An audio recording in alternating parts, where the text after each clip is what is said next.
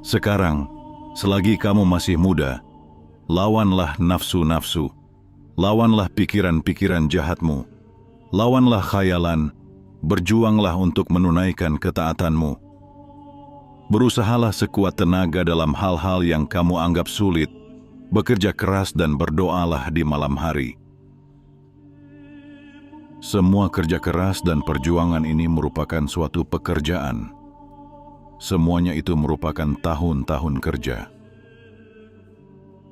Nanti, ketika tubuhmu melemah dan kamu sudah tua, serta telah bekerja selama tahun-tahun yang telah Allah tetapkan bagimu, maka Dia akan memberikan pensiunmu. Tergantung pada kemampuan dan kapasitasmu, kamu akan menerima pensiun yang setara. Pensiun apakah itu?